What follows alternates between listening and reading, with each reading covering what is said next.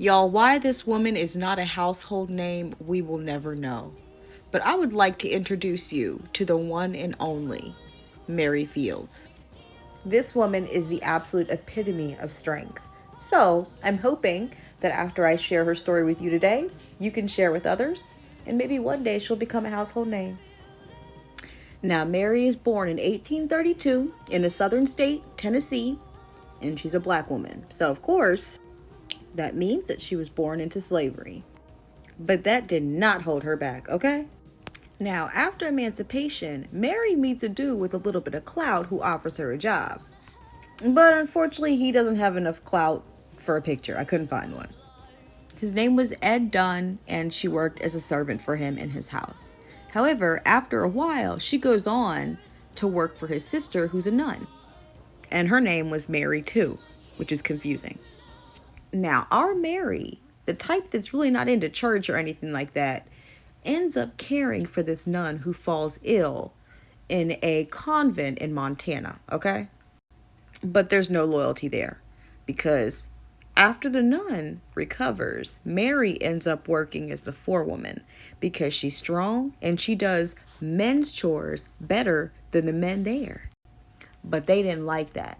And they didn't like the fact that she smoked, drank, and cussed like a sailor. So they complained on her and she lost her job. Now, even though Mary was tough, she had a big heart.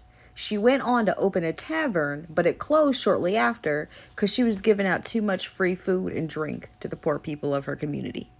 But that's okay because she found her calling working as a United States postal worker, the first black female postal worker ever.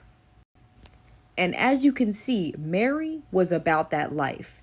Back then, it was not easy to be a postal worker, okay?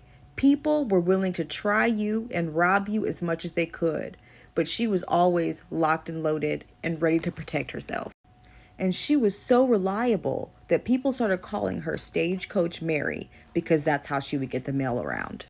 And blizzards meant nothing to her because if she couldn't get her stagecoach through the snow, you better believe she's putting snowshoes on and getting your mail to you. This reliability made the community absolutely love her. They loved her so much that every year on her birthday, they shut that town down to celebrate. And when her house burnt down in 1912, the entire town of Cascade pitched in to help out. And of course, when she died 2 years later in 1914, the town shut it down and sent her off the right way. Her triumph should always be remembered.